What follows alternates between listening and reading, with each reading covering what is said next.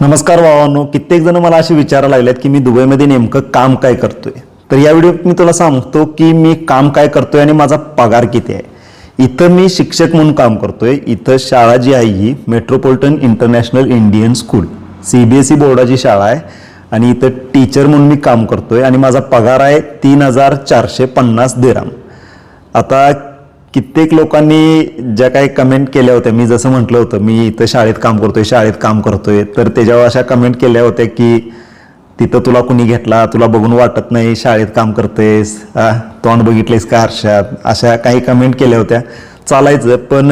आणि माझा विषय कुठला आहे, मी कुठला विषय शिकवतोय, आता ते सांगायच्या आधी की नाही मला एक गोष्ट तुम्हाला सांगायची आहे की तुम्ही एक म्हण ऐकला असशील बघा भावानं, तुम्ही एक म्हण ऐकला असशील की डोंट जज a book by its cover.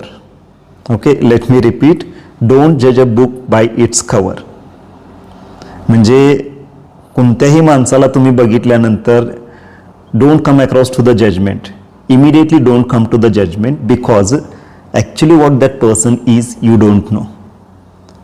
So that's why it's not only about that particular quote, but it's my whole life's lesson and learning, and already you might know this one, and if you are not able to practice this, so please practice it, because whenever you come, don't be a judgmental. आणि माझा विषय सांगायच्या आधी की नाही ही एक clip बघा. इथं मी तुम्हाला एक क्लिप दाखवतो. ही क्लिप मी माझ्या इंटरव्ह्यूसाठी बनवून ठेवलेली आहे. ही क्लिप बघा, ही बघितल्यावर तुम्हाला कळेल. Today we are going to discuss about the very interesting one English topic, that is change the voice. Okay, so before we move towards the topic, let me tell you what is our learning objective. Our learning objective is that to identify the given sentence is active or passive. I hope माझा विषय कुठला आहे तुम्हाला कळाला असेल. माझा विषय आहे इंग्रजी, इंग्लिश. आणि राहिला मुद्दा माझ्या भाषेचा. आता माझे ह्याच्या आधीचे तुम्ही व्हिडिओ बघितला असतील, कारण काय आहे ते जे व्हिडिओ मी बनवा लागलो हे आपल्या फॅमिलीसाठी हो. म्हणजे आता तुम्ही बघतासा, कारण माझे व्हिडिओ जे आहेत आता ही माझी लँग्वेज डेफिनेटली माझी स्कूलमधली लँग्वेज ही डिफरंट आहे. ती कम्युनिकेटिव्ह प्रोफेशनल लँग्वेज वेगळी. आणि आपण आता मी तुमच्यासाठी व्हिडिओ बनवा लागलोय, तुम्ही माझ्या फॅमिलीसारखा आहे.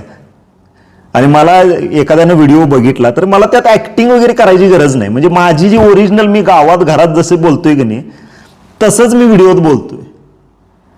बाकी मी ही भाषा इथं शाळेत कशाला वापरू आणि शाळेतली भाषा तुमच्याशी बोलताना कशाला वापरू. पण काही लोक काय करतात त्याच्यावरनं जज करतात, बाबा हे असला आहे तर ह्याला तिथं कुणी घेतला नाही. तसं नाही. ते वेगळं गणित आहे. मी आपले मित्र मैत्रीण फ्रेंड्स, आपलं भाऊ, एक फॅमिली म्हणून मी व्हिडिओ बनवला ह्या पद्धतीनं. आता मी प्रत्येक व्हिडिओ करताना ही थोडीच, आता हा आमचा युनिफॉर्म आहे. ओके, हा आमचा युनिफॉर्म, ये ID या पद्धतीने इथं सगळ्यांनी म्हणजे हे आयचं ब्लेझर हे असलं घालून आता मी तिथं ते बेड स्पेसमध्ये राहून.